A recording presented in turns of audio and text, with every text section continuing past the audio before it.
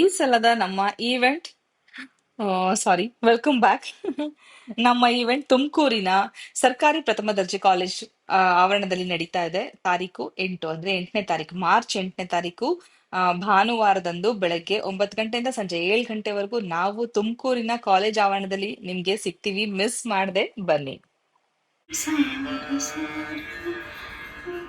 Good morning, ನಮಸ್ಕಾರ ಎಲ್ರಿಗೂ. ನಾನು Gayatri. Welcome to my channel Gaya's clicks. ಈಗ ಸಮಯ 6 ತೋರಿಸ್ತೀನಿ.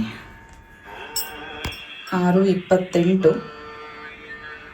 6:28 ಪೂಜೆ ಮುಗಿಸಿ ಹೊಸ ಮನೆ ಹತ್ರ ಹೋಗಿ ಗಿಡಗಳಿಗೆ ನೀರು ಹಾಕ್ಬರೋಣ ಅಂತ ಅಂದ್ಕೊಂಡ್ವಿ. ಆಲ್ಮೋಸ್ಟ್ ಸುಮಾರು ದಿನಗಳಿಂದ ಇದೇ ರೂಟೀನ್ನ ಫಾಲೋ ಮಾಡ್ತಾ ಇದ್ದೀವಿ. ಕಾರಣ ಬೆಳಗಿನ ಜಾವ ನೀರು ಹಾಕಿದ್ರೆ ತುಂಬ ಒಳ್ಳೆಯದಂತೆ ಗಿಡಗಳಿಗೆ. ಹಾಗಾಗಿ ಬೇಗ ಎದ್ದು ಹೋಗಿ ಸ್ನಾನ ಪೂಜೆ ಮುಗಿಸ್ಕೊಳ್ದೆ ಇನ್ನು ಹೋಗ್ಲಿಕ್ಕೂ ಮನ್ಸು ಬರಲ್ಲ.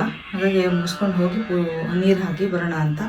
ಬನ್ನಿ, ಇವತ್ತಿನ ಬ್ಲಾಗ್ ಜೊತೆಲಿರಿ ಪೂರ್ತಿ ದಿನ. ನೋಡೋಣ, ಇಂಟ್ರೆಸ್ಟಿಂಗ್ ಫ್ಯಾಕ್ಟ್ಸ್ ಏನಾದರೂ ಇದ್ರೆ ನಾನು ನಿಮ್ಮ ಜೊತೆ ಹಂಚ್ಕೋಬೇಕು ಅಂತ ಅಂದ್ಕೊಂಡಿದ್ದೀನಿ. ಹೇಳ್ತಾ ಹೋಗ್ತೀನಿ. ಓಕೆ. ಗಿಡಗಳಲ್ಲಿ ಹೂ ಹೊಟ್ಟೆ ಬಿಟ್ಟಿತ್ತು. ಮಲ್ಲಿಗೆ ಹೂವಂತೂ ಅದು ಮುಡಿಸ್ಲಿಕ್ಕೆ ಆಗಲಿಲ್ಲ, ಕಟ್ಟಬೇಕಿತ್ತು, ಲೇಟ್ ಆಗಿಬಿಡ್ತು, ಫುಲ್ ಹರಳೋಗಿತ್ತು. ತೋರಿಸ್ತೀನಿ. ಇಲ್ಲಿ ನೋಡಿ, ಇನ್ನೂ ಎಷ್ಟು ಮಲ್ಲಿಗೆ ಹೂ ಉಳಿದಿದೆ. ಅಷ್ಟೊಂದು ಹಾಕಿದ್ದೀನಿ, ಇನ್ನೂ ಎಷ್ಟು ಹೂವು ಇದೆ. ಅದಕ್ಕೆ ಮೊಗ್ಗೆ ಕಿತ್ಬಿಟ್ರೆ ಇದು ಕಟ್ಬೋದು ಅಂತ ಅಂದ್ಕೊಂಡಿದ್ದೀನಿ. ನೋಡೋಣ ಇವತ್ತು.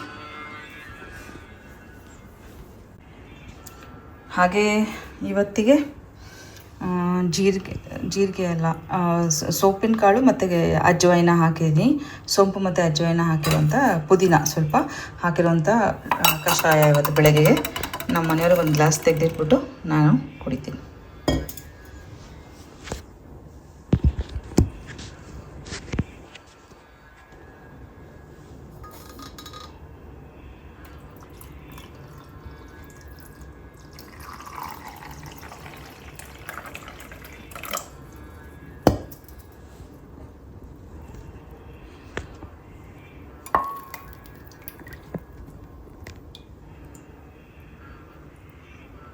ಇದು ನಮ್ಮ ಮನೆಯವ್ರದ್ದು.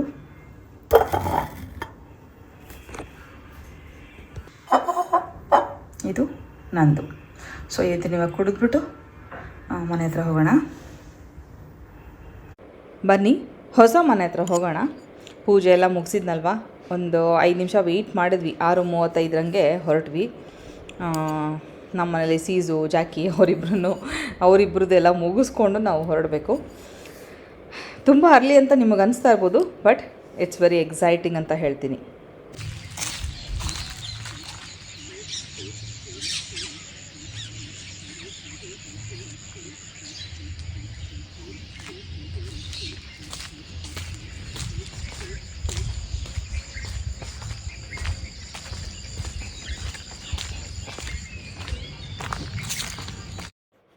ನಾವು ಡೈಲಿ ಓಡಾಡೋ ಜಾಗದಲ್ಲಿ, ನಮ್ಮ ಜಾಗ ಬಿಟ್ಟು ಪಕ್ಕದ ಜಾಗದಲ್ಲಿ ನಾಯಿ ಮರಿ ಹಾಕಿತ್ತು. ಒಂದು 5 ಮರಿ ಇತ್ತು.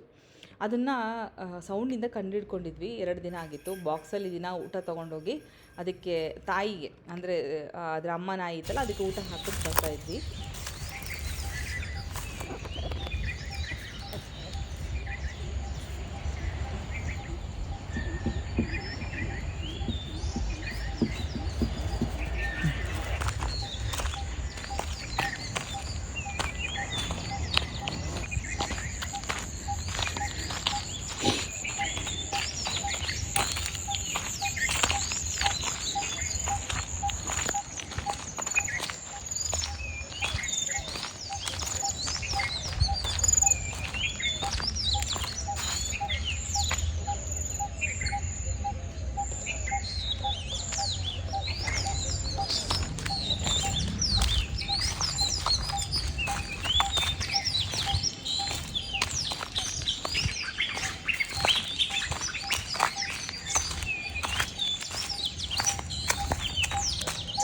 ನೋಡಿದ್ರಲ್ಲ ವಾತಾವರಣ ಎಷ್ಟು ಪ್ಲೆಸೆಂಟ್ ಆಗಿದೆ ಅಂತ.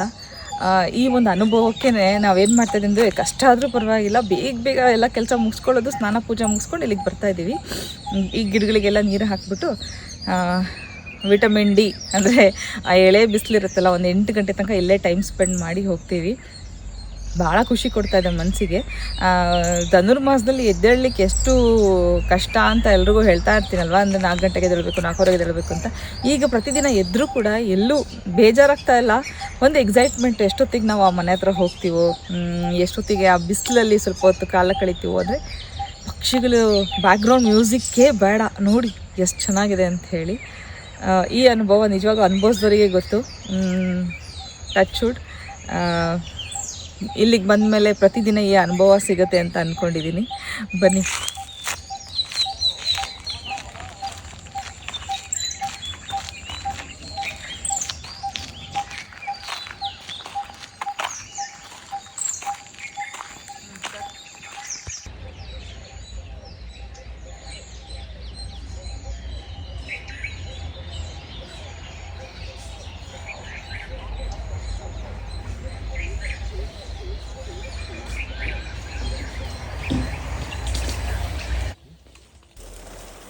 ಈ ಕೆಲಸದ ನಡುವೆ ಇವತ್ತು ನಾನು ನಿಮ್ಮ ಜೊತೆಗೆ ಒಂದಷ್ಟು ಒಳ್ಳೆಯ ಗುಣಗಳ ಬಗ್ಗೆ ನನ್ನ ಒಂದು ಅನುಭವ ಜೊತೆಗೆ ಟಿಪ್ಸ್ ಅಂತಲೇ ಅಂದ್ಕೊಳ್ಳಿ, ಹಂಚ್ಕೊಳ್ಳೋಣ ಅಂತ ಅಂದ್ಕೊಂಡಿದ್ದೀನಿ.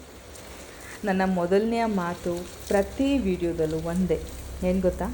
ನೀವು ನಿಮಗೋಸ್ಕರ ಸಮಯನ ಕೊಡಿ. ದಯವಿಟ್ಟು ನೀವು ನಿಮಗೋಸ್ಕರ ಸಮಯನ ಕೊಡಿ. ಆಗ ಮಾತ್ರ ನಾವು ಬದುಕ್ತಿದ್ದೀವಿ ಅಂತ ಅನಿಸೋದು, ಬದುಕಿಗೆ ಒಂದು ಅರ್ಥ ಸಿಗೋದು. ನನ್ನ ಮೊದಲನೆಯ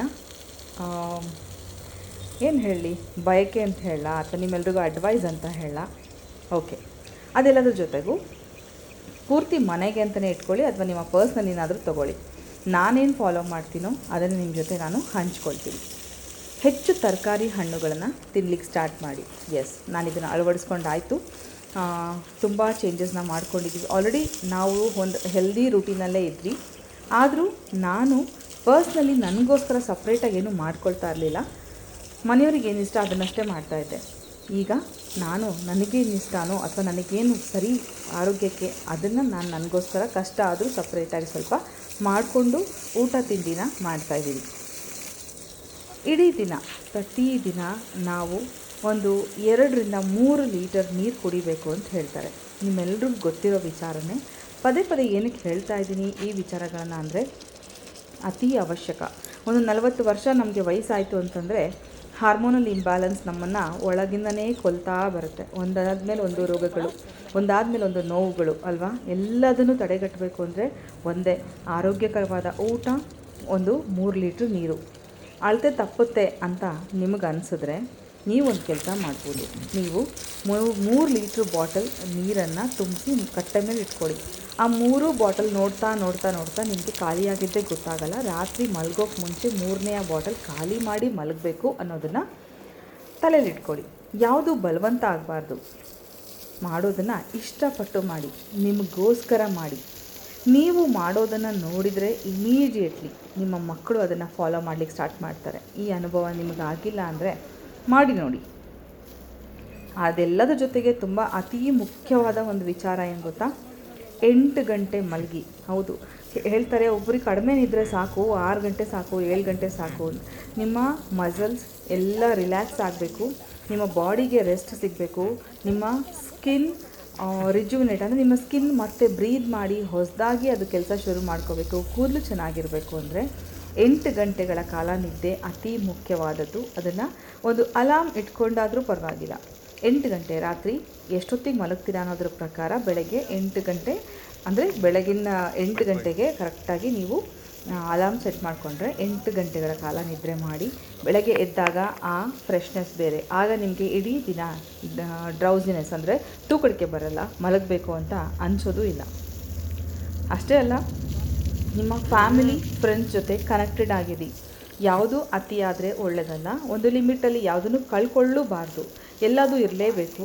ಪ್ರತಿಯೊಬ್ಬ ವ್ಯಕ್ತಿಗೂ ಸುತ್ತಮುತ್ತ ಅಂದರೆ ಏನು ಹೇಳ್ತಾರೆ, ತಮ್ಮ ಏನು ಹೇಳ್ತಾರೆ, ಫ್ಯಾಮಿಲಿ, ಬಂಧು ಬಳಗ ಎಲ್ಲರೂ ಇದ್ರೇ ಚಂದ ಜೀವನ, ಆವಾಗ ಖುಷಿ ಅನಿಸುತ್ತೆ. ಓಕೆ, ನಿಮ್ಮನ್ನು ನೀವು ಪ್ರೀತಿ ಮಾಡಿ. ಇದನ್ನಂತೂ ಅದೆಷ್ಟು ಬಾರಿ ನಾನು ನಿಮ್ಮ ಜೊತೆ ಹಂಚ್ಕೊಂಡಿದ್ದೀನೋ ಗೊತ್ತಿಲ್ಲ. ಎಸ್, ನಿಮ್ಮನ್ನು ನೀವು ಪ್ರೀತಿಸಿ. ಮೊದಲು ನಿಮ್ಮ ಇರುವಿಕೆಗೆ ಒಂದು ಬೆಲೆ ಸಿಗಬೇಕು ಅಂತಂದರೆ ನೀವು ನಿಮಗೋಸ್ಕರ ಬದುಕೋದನ್ನು ಕಲೀರಿ. ಆ ಪ್ರತಿ ಕ್ಷಣ, ನೀವು ಬದುಕ್ತಾ ಇರೋ ಪ್ರತಿ ಕ್ಷಣನ ಎಂಜಾಯ್ ಮಾಡಿ. ನಾನಂತೂ ಆ ಕೆಲಸ ಮಾಡ್ತೀನಿ.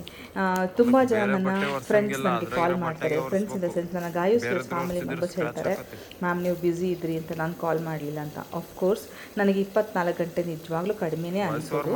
ಇನ್ನೂ 1-2 ಗಂಟೆ ದೇವ್ರು ಜಾಸ್ತಿ ಕೊಟ್ಬಿಟ್ಟಿದ್ರೆ ಅದನ್ನು ಯುಟಿಲೈಸ್ ಮಾಡ್ಕೊತಿದ್ದೇನೋ ಅನ್ನೋ ಒಂದು ಭಾವನೆ ನನಗೆ. ಈಗ ನನ್ನ ವಿಟಮಿನ್ ಡಿ ಡೆಫಿಷಿಯನ್ಸಿನ ಎಷ್ಟೋ ಮಟ್ಟಿಗೆ ನಾನು ಸರಿ ಮಾಡ್ಕೊಂಡಿದ್ದೀನಿ. ಊಟ ತಿಂಡಿಗಳಷ್ಟೇ ಅಲ್ಲ, ಜೊತೆಗೆ ಒಳ್ಳೆ ನಿದ್ರೆ, ಜೊತೆಗೆ ಅದಕ್ಕೆ ಸಪ್ಲಿಮೆಂಟ್ಸ್ ಕೂಡ ಡಾಕ್ಟರ್ ಕೊಟ್ಟಿದ್ದರು. ಅದೆಲ್ಲದರ ಮೂಲಕ ನಾನು ಸ್ವಲ್ಪ ಮಟ್ಟಿಗೆ ಕಾಲು ನೋವಿಂದ ಕಡಿಮೆ ಆಗಿದೆ. ಹಾಗಾಗಿ ನಾನು ವಾಕಿಂಗ್ ಸ್ಟಾರ್ಟ್ ಮಾಡಿದ್ದೀನಿ, ಮತ್ತು ರೆಗ್ಯುಲರಾಗಿ ವಾಕ್ ಸ್ಟಾರ್ಟ್ ಮಾಡಿದ್ದೀನಿ. ಜೊತೆಗೆ ಊಟ ತಿಂಡಿಯಲ್ಲಿ ಸುಮಾರು ಕರೆಕ್ಷನ್ಸ್ನ ಮಾಡ್ಕೊಂಡಿದ್ದೀನಿ. ನನ್ನ ಆರೋಗ್ಯದಲ್ಲಿ ಸುಧಾರಣೆ ನನಗೆ ಕಾಣಿಸ್ತಾ ಇದೆ. ನಿಮಗೂ ಬೇಕಾಗಿರೋದು ಇಷ್ಟೇ, ಬರೀ ವಾಕ್ ಮಾಡಿ ತೆಳ್ಳಗಾಗ್ತೀನಿ, ಸಣ್ಣಗಾಗ್ತೀನಿ ಈ ಮೋಟೋ ಇಟ್ಕೊಂಡು ಮಾಡಬೇಡಿ. ಆರೋಗ್ಯ ಹೆಂಗಿರಬೇಕು ಅಂದರೆ, ಬನ್ನಿ ಬೆಟ್ಟ ಹತ್ತೋಣ ಅಂದರೆ ರೆಡಿ, ನಾನು ರೆಡಿ, ಬನ್ನಿ ಹತ್ತೋಣ ಅನ್ನಂಗೆ ಇರಬೇಕು. ಆ ಮಟ್ಟಕ್ಕೆ ನಾವು ಆರೋಗ್ಯನ ಕಾಪಾಡ್ಕೋಬೇಕು. ಇದು ಅರೆಕಾ ಪ್ಲ್ಯಾಂಟು. ನಾವು ಈ ಲೇಔಟ್ ಮಾಡಿದಾಗ ಈ ಪ್ಲ್ಯಾಂಟ್ನ ಹಾಕಿದ್ದು ತುಂಬ ಚೆನ್ನಾಗಿ ಬಂದಿದೆ, ಹಾಗಾಗಿ ಅದನ್ನು ಹಂಗೆ ಉಳಿಸ್ಕೊಂಡಿದ್ದೀವಿ. ಓಕೆ, ಇದೆಲ್ಲರ ಜೊತೆಗೆ ಇನ್ನೊಂದು ಮಾತು, ಒಂದು ಗ್ರ್ಯಾಟಿಟ್ಯೂಡ್ ಅಂದರೆ ಕೃತಜ್ಞತೆ ಭಾವನೆಯನ್ನು ಬೆಳೆಸ್ಕೋಬೇಕು. ಪ್ರತಿಯೊಂದನ್ನು ಒಂದು ಕೃತಜ್ಞತೆಯಿಂದ ನೋಡಬೇಕು. ಅಂದರೆ ರಾತ್ರಿ ಮಲಗುವಾಗ ಮುಂಚೆ ನೀವು ಇಡೀ ದಿನ ಏನೆಲ್ಲ ಒಳ್ಳೆಯದಾಯಿತು ಅದನ್ನು ಮೆಲುಕು ಹಾಕಿ. ಏನೂ ಒಳ್ಳೆಯದೇ ಆಗಿಲ್ಲ ಅಂತ ಯಾರಾದರೂ ಹೇಳಿದ್ರೆ ನಾನು ಆ ಮಾತನ್ನು ಒಪ್ಪೋದೇ ಇಲ್ಲ. ನೀವಿನ್ನೂ ಬದುಕಿದ್ದೀರಾ ಅಂದರೆ ಅದೇ ಒಳ್ಳೆಯದು. ನಾಳೆ ಮತ್ತೊಂದು ಗುರಿಯತ್ತ ನಮ್ಮ ಹೆಜ್ಜೆ ಹಾಕಲಿಕ್ಕೆ ಅದೇ ಸಾಕ್ಷಿ ಅಲ್ವಾ? ಇಲ್ಲಿ ನೀವು ನಾಯಿ ಬೊಗಳ್ತಾ ಇರೋದು ಬೊಗಳ್ತಾ ಇರೋದಲ್ಲ, ಅಳ್ತಾ ಇದೆ. ಇದು ನಮಗೆ 2 ದಿನ ಹೀಗೆ ಕಾಡಿಸಿದೆ. ಹಿಂದಿನ ದಿನ ರಾತ್ರಿ ವಾಕ್ ಮಾಡ್ತಾಯಿದ್ವಿ, ಊಟ ಮುಗಿಸಿ, ಆವಾಗಲೂ ಹೀಗೆ ಅಳ್ತಾ ಇತ್ತು. ಏನಕ್ಕೆ ಅಂತ ನೋಡಿದ್ರೆ 2 ಮರಿಗಳು ಚರಂಡಿ ಒಳಗೆ ಬಿದ್ದಿತ್ತು. ಏನಕ್ಕೆ ಅಂದರೆ ಈ ನಾಯಿ ಏನು ಮಾಡ್ತಾಯಿದೆ, ಮರಿಗಳನ್ನ ಕರ್ಕೊಂಡು ಬೇರೆ ಎಲ್ಲೋ ಹೋಗೋಕ್ಕೆ ಪ್ಲ್ಯಾನ್ ಮಾಡ್ತಾಯಿದೆ. ಇದು ಚರಂಡಿನ ಹಾರ್ಕೊಂಡು ಹೋಗುತ್ತೆ, ಆ ಮರಿಗಳು ಚರಂಡಿಗೆ ಬೀಳುತ್ತೆ. ರಾತ್ರಿ ನಾವು ಅದೆಲ್ಲ ಮರಿಗಳನ್ನು ಎತ್ತಿ ಕ್ಲೀನಾಗಿ ಅಲ್ಲಿ ಹಿಂದ್ಗಡೆ ಅದ್ರ ಗೂಡು ಹತ್ರ ಇಟ್ಬಿಟ್ಟು ಹೋಗಿದ್ವಿ. ನಮಗೆ ಮುಟ್ಟೋಕ್ಕೂ ಭಯ, ನಾವು ಮುಟ್ಟಿದ್ರೆ ಮತ್ತೆ ಇದು ಮರಿನ ಮುಟ್ಟುತ್ತೋ ಇಲ್ವೋ, ಹಾಲು ಕುಡಿಸುತ್ತೋ ಇಲ್ವೋ ಅಂತ ಭಯ. ಈಗ ಮತ್ತೆ ಅಳ್ತಾ ಇತ್ತು, ನೀರು ಬಿಡ್ತಾ ಇದೆ. ನಾನು ವಿಜಿಗಂದೆ ಹೋಗಮ್ಮ ನೋಡ್ಕೊಂಬ, ಅಳ್ತಾ ಇದೆ ಅಂದರೆ ಮತ್ತೆ ಪಕ್ಕಾ ಮರಿ ಬಿದ್ದಿರಬೇಕು, ಎಷ್ಟು ಮರಿ ಬಿದ್ದಿದೆ ನೋಡಿ ಎತ್ತಿಟ್ಪ ಅಂತ. ಅವ್ನು ನನಗೆ ಹೇಳ್ತಿದ್ದ, ಅಯ್ಯೋ ಇದ್ರದ್ದೊಂದು ಡ್ಯೂಟಿ ಆಯ್ತು, ಇವಾಗ ಎತ್ತೋದು ಇದು ಪ್ರತಿ ಸರಿ ಬೀಳಿಸ್ತಾನೆ ಇರ್ತಾಳೆ, ನಾನು ಇವಾಗ ಎತ್ತಿಡ್ತೀನಿ, ಮತ್ತೆ ಬೀಳಿಸಿದ್ರೆ ನಾವು ವಾಪಸ್ ಹೋಗುವಾಗ ಎತ್ತೋಣ ಅಂತ. ಅಲ್ಲಿ ನೀರಿಲ್ಲ ಚರಂಡಿಯಲ್ಲಿ, ಅದೊಂದು ನಮಗೆ ಭಯ ಇಲ್ಲ, ಜಾಸ್ತಿ ನೀರಿಲ್ಲ. ನೋಡಿ ಹಿಂದ್ಗಡೆ 2-3 ಮರಿಗಳಿದೆ. ಇವನು ಹತ್ತಿರ ಹೋಗೋ ತನಕ ಅಲ್ಲೇ ಇರುತ್ತೆ. ಪುಕ್ಕಲ್ ನಾಯಿ ಇದು. ನಾವು ಹತ್ತಿರ ಹೋಗ್ತಿದ್ದಂಗೆ ಓಡ್ಬಿಡುತ್ತೆ, ಮಕ್ಕಳು ಮರಿ ಎಲ್ಲ ಬಿಟ್ಬಿಟ್ಟು ಓಡೋಗಿರುತ್ತೆ. ಪ್ರತಿದಿನ ಊಟ ತರ್ತೀವಿ, ಅಲ್ಲಿ ಕಳ್ಳರಿಗೆ ಇಟ್ಟಂಗೆ ಊಟ ಇಟ್ಟು ಬರಬೇಕು. ಇದು ನಮ್ಮನ್ನು ನೋಡಿ ಓಡೋಗಿರುತ್ತೆ, ಆಮೇಲೆ ಯಾವಾಗೋ ಬಂದು ಊಟ ಮಾಡುತ್ತೆ. ಮರಿ ಹಾಕಿದೆಯಲ್ಲ ಅಂತ ನಾವು ಅಯ್ಯೋ ಅಂತಿದ್ದೀವಿ. ಇದಕ್ಕೆ ಧೈರ್ಯನೇ ಇಲ್ಲ. ಇನ್ನೊಂದು ತನ್ನ ಮಕ್ಕಳನ್ನು ತಾನು ಸೇಫ್ ಗಾರ್ಡ್ ಮಾಡ್ಕೋಬೇಕು ಅನ್ನೋದು ಕೂಡ ಅದಕ್ಕೆ ಯಾಕೋ ಗೊತ್ತಾಗ್ತಾಯಿಲ್ಲ. ನೋಡಿ ಕಲ್ ಮೇಲೆ ಹೋಯ್ತು, ನೋಡಿದ್ರಲ್ಲ, ಕಲ್ ಮೇಲೆ ತಾನು ಹೋಗುತ್ತೆ. ಅದೇ ಕಲ್ ಮೇಲೆ ನಾವು ಊಟ ಹಾಕಿದ್ವಿ, ತಿಂತು. ತಾನು ಕಲ್ ಮೇಲೆ ಹೋಗುತ್ತೆ, ಮಕ್ಕಳನ್ನ ಚರಂಡಿನ ಹಾರ್ಸಕ್ಕೆ ಹೋಗುತ್ತೆ, ಅದು ಬಿದ್ದೋಗ್ತವೆ ಮರಿಗಳು, ಪುಟ್ಟ ಮರಿಗಳು. ಈಗ ತಾನೇ ಹುಟ್ಟಿರೋ, ಇವತ್ತಿಗೆ ಒಂದು 3 ದಿನನೋ 4 ದಿನ ಆಗಿರಬೇಕು. ಆ ಮರಿಗಳನ್ನು ಪದೇ ಪದೇ ಚರಂಡಿಯಲ್ಲಿ ಬೀಳಿಸುತ್ತೆ. ಇದು ನೋಡಿ ವಿಜಿಗೆ ಬೊಗಳ್ತಾ ಇದೆ, ಬಾ ಇಲ್ಲದೆ ಎತ್ತು ಬಾ ಅಂತ ಹೇಳಿ. ಅಷ್ಟು ಅದಂತ ಕನ್ವೆ ಮಾಡೋದು, ಮೆಸೇಜ್ ಕನ್ವೆ ಮಾಡಿ ಓಡ್ತಾ ಇರುತ್ತೆ, ಅಲ್ಲಿ ನಿಂತ್ಕೊಳ್ಳೋದೇ ಇಲ್ಲ. ಇವನು ಹತ್ರ ಹೋಗ್ತಾನಲ್ಲ, ಈಗ ಅದು ಹೋಯ್ತು, ಈಗ ಅಲ್ಲೆಲ್ಲೋ ಪಕ್ಕದ ಫೀಲ್ಡಿಗೆ ಹೋಯ್ತು. ಅಲ್ಲಿ ಚರಂಡಿಯಲ್ಲಿ ಪುಟ್ಟ ಮರಿ ಬಿದ್ದಿದೆ. ಈಗ ಇವನು ಎತ್ತಿಟ್ಟು ಅದನ್ನು ಕ್ಲೀನಾಗಿ ಅದನ್ನು ಕಳಿಸಿ ಬರ್ತಾನೆ.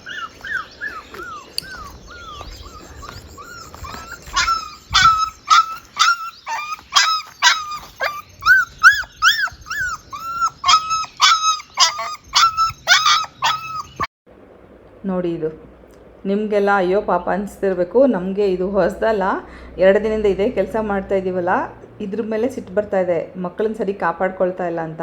ನಾವು ಅಟ್ಲೀಸ್ಟ್ ಒಂದು 2ನ್ನ ಊಟ ಗೀಟ ಹಾಕಿ ಸಾಕೋಣ, ಚೆನ್ನಾಗಿ ಅಟ್ಲೀಸ್ಟ್ ಹಾಲು ಕುಡಿಸ್ಲಿ, ಇದು ಒಂದು ತಿಂಗಳಾದರೂ ಅಂತಂದರೆ ಇದು ಓಡೋಗುತ್ತೆ ಮರಿಗಳನ್ನ ಬಿಟ್ಟು. ಓಕೆ, ನಮ್ಮ ಲೇಔಟ್ ಮುಂಚೆ ಹೇಗಿತ್ತು ಅಂತ ನೋಡಿ ಒಂದ್ಸಲ. ಎಷ್ಟು ಕೊಳುಕು ಅಂದರೆ, ಈಗ ನಿಮ್ಮೆಲ್ರಿಗೂ ಗೊತ್ತಿರ್ಬೋದು, ಒಂದು ಲೇಔಟ್ ಅಂತ ಮಾಡಿದ ಮೇಲೆ ಅದು ಪಬ್ಲಿಕ್ ಪ್ರಾಪರ್ಟಿ. ಈಗ ನಮ್ಮ ಗ್ರಾಮ ಪಂಚಾಯತಿಗೆ ಈ ಜಾಗ ಸೇರುತ್ತೆ. ಸೈಟ್ ಆಫ್ಕೋರ್ಸ್ ನಮ್ಮ ಹೆಸರಲ್ಲಿ ಸೈಟ್ಗಳಿರ್ಬೋದು. ಈಗ ನಾವು ಸೈಟ್ ಯಾರಿಗಾದ್ರೂ ಕೊಟ್ಟಿರ್ತೀವಿ, ಅವ್ರ ಮನೆ ಕಟ್ಟಿರ್ತಾರಲ್ವ, ಅದು ಅವ್ರ ಜಾಗ. ಸೊ ಇಡೀ ಲೇಔಟ್ ನಮ್ಮ ಗ್ರಾಮ ಪಂಚಾಯತಿಗೆ ಸೇರುತ್ತೆ. ಹೇಗಿದೆ ಅಂತ ಒಂದು ಸಲ ನೋಡಿ. ಇದನ್ನು ಎಷ್ಟು ಸಲ ಕ್ಲೀನ್ ಮಾಡಿಸ್ಬೋದು? ನಾವು ನಮ್ಮ ಸ್ವಂತ ದುಡ್ಡು ಖರ್ಚು ಮಾಡಿ ಈ ಲೇಔಟ್ ಮಾಡಿದಾಗಿಂದ ಒಂದು 10 ಸಲ ಖರ್ಚು ಕ್ಲೀನ್ ಮಾಡಿಸಿದ್ದೀವಿ. JCB ಕರೆಸೋದು, ಟ್ರ್ಯಾಕ್ಟ್ರ್ ಕರೆಸೋದು, ಕೆಲಸದವ್ರನ್ನ ಕರೆಸ್ಬಿಟ್ಟು ಕ್ಲೀನ್ ಮಾಡಿಸೋದು, ಎಷ್ಟು ಸಲ ಮಾಡಿಸೋದು, ನಮಗೂ ಸಾಕಾಗೋಗಿದೆ. ಇದು ಫೈನಲ್ ಕ್ಲೀನಿಂಗ್ ಅಂದ್ಕೊಂಡಿದ್ದೀವಿ. ಮನಸ್ಸೊಪ್ಪಲ್ಲ. ಆ್ಯಕ್ಚುಲಿ ಇರಬೇಕು, ಎಲ್ಲ ಏರಿಯಾಗಳು ಕ್ಲೀನ್ ಇರಬೇಕು ಅನ್ನೋದು ಅವ್ರಿಗೆ ಇರಬೇಕು. ಇಲ್ಲಿ ಮನೆಗಳೇ ಇಲ್ಲ ಅನ್ನೋಂಗಿಲ್ಲ. ಕೊನೆಗೊಂದು ಮನೆಯೂ ಕೂಡ ಇದೆ. ಆದರೂ ಹೀಗೆ ನಮ್ಮೂರಲ್ಲಿ ಕಸದ ವ್ಯವಸ್ಥೆ ಅಂತೂ ಅವರಿಗೆ ಮೂಡ್ ಬಂದಾಗ ಯಾವಾಗ ಮನಸ್ಸು ಬರುತ್ತೋ ಆವಾಗ ಗಾಡಿ ತೊಗೊಂಬರ್ತಾರೆ. 15 ದಿನವೂ ಆಗ್ಬೋದು, ಇಲ್ಲ ಇವತ್ತು ಬಂದು ನಾಳೆನೂ ಬರ್ಬೋದು. ಈ ಒಂದು ಸಿಸ್ಟಮ್ ಇದೆ. ಕಸ ಹಾಕೋಕ್ಕೆ ಜಾಗ ಇಲ್ಲ. ಎಲ್ಲರೂ ಏನು ಮಾಡ್ತಾರೆ, ಇಲ್ಲೆಲ್ಲೋ ಖಾಲಿ ಜಾಗ ಇದೆ ತೊಗೊಂಬಂದು ಕವರಲ್ಲಿ ಎಲ್ಲಿ ಬಿಸಾಕಿ ಹೋಗ್ತಾರೆ. ಎಲ್ಲದು ಹೇಳ್ತಾ ಹೋದರೆ ಬೇಜಾರು ಅನಿಸುತ್ತೆ. ಅತಿಯಾಗಿ ಅದ್ರ ಬಗ್ಗೆ ನಾನು ಮಾತಾಡೋಲ್ಲ ಈಗ, ಯಾಕಂದರೆ ಒಳ್ಳೆ ವಿಚಾರಗಳನ್ನ ಮಾತಾಡ್ತಾ ಇದ್ದೆ. ಈಗ ಸಡನ್ನಾಗಿ ಇಲ್ಲಿ ಡಿಬೇಟ್ ಆಗ್ತೀನಿ. ಎಷ್ಟು ಕೊಳಕಿದೆ ನೋಡಿ. ಇವಾಗ ನಾನು ನೀರು ಹಾಕ್ತಾ ಇದ್ದಿದ್ದು ನೋಡಿದ್ರೆ ಅವಾಗ ಎಷ್ಟು ಕ್ಲೀನಾಗಿದೆ ಅಲ್ವಾ. ಈಗ ನಾನು ವಿಜಿ ದಿನ ಬೆಳಗ್ಗೆ 6 ಗಂಟೆಗೆ ಹೋಗಿ ಕ್ಲೀನ್ ಮಾಡಿ ನೀರು ಹಾಕಿನೇ ಬರ್ತಾಯಿದ್ದೀವಿ ಪ್ರತಿದಿನ. ಸೊ ಫ್ರೆಂಡ್ಸ್, ಆದಷ್ಟು ನಿಮಗೋಸ್ಕರ ನೀವು ಬದುಕೋದನ್ನು ಕಲೀರಿ. ಫ್ರೆಶ್ ಗಾಳಿನ ತೊಗೊಳ್ಳಿ. ಅಂದರೆ ಮಿನಿಮಮ್ ಒಂದು 20 ನಿಮಿಷ ಆಚೆ ವಾಕಿಗೆ ಹೋಗಿ. ನೀವು ಬ್ರಿಸ್ಕ್ ವಾಕ್ ಮಾಡಬೇಕು, ವೆಯ್ಟ್ ಲಾಸ್ ಮಾಡಬೇಕು ಅಂದ್ಕೊಂಡು ತಲೆಯಲ್ಲಿ ಇಟ್ಕೊಂಡು ಹೋದರೆ ದೇವರನ್ನ ಏನೂ ಅಚೀವ್ ಮಾಡೋಕ್ಕಾಗಲ್ಲ. ಜಸ್ಟ್ ರಿಲ್ಯಾಕ್ಸ್ ಮಾಡೋಕ್ಕೆ ಹೋಗ್ತಿದ್ದೀನಿ, ಮೈಂಡ್ ಫ್ರೀ ಮಾಡ್ಕೋತೀನಿ ಅಂದ್ಕೊಂಡು ಹೋಗಿ. ಎಷ್ಟೋ ಮನಸ್ಸು ತಿಳಿಯಾಗುತ್ತೆ, ಏನೇನೋ ನೋಡ್ತೀರಾ, ಖುಷಿ ಅನಿಸುತ್ತೆ. ಸೊ ಈ ವ್ಲಾಗ್ ಹೇಗನ್ನಿಸ್ತು? ಸ್ವಲ್ಪ ಆದರೂ ಮೋಟಿವೇಟ್ ಆಗಿದ್ದರೆ ಒಂದು ಲೈಕ್ ಮಾಡೋದನ್ನ ಮಾತ್ರ ಮರಿಬೇಡಿ. ಇದನ್ನೆಲ್ಲ ಕ್ಲೀನ್ ಮಾಡಿಸಿದ್ದೀವಿ. ಇವಾಗ ಕಂಪ್ಲೀಟ್ ಕ್ಲೀನ್ ಮಾಡಿಸಿದ್ದೀವಿ. ಯಾಕಂದರೆ ನಾವು ಸಹಿಸ್ಕೋತೀವಿ, ನೋಡ್ತಾ ಇರ್ತೀವಿ. ಫೈನಲಿ ತಡ್ಕೊಳಕ್ಕಾಗಲ್ಲ. ಇದೇನಪ್ಪ ನಮ್ಮದೇ ಇದು ಪಾಪ ಅಂದ್ಕೊಂಡು ನಾವು ಕ್ಲೀನ್ ಮಾಡ್ತೀವಿ. ಯಾವಾಗ ಮಿಡ್ನೈಟ್ ಯಾರ್ಯಾರೋ ಬಂದು ಹುಡುಗರು ಬಾಟಲ್ಸ್ ಹಾಕಿರ್ತಾರೆ, ಪ್ಲಾಸ್ಟಿಕ್ ಬ್ಯಾಗ್ಸು ಕಂಪ್ಲೀಟಾಗಿ ನೋಡಿ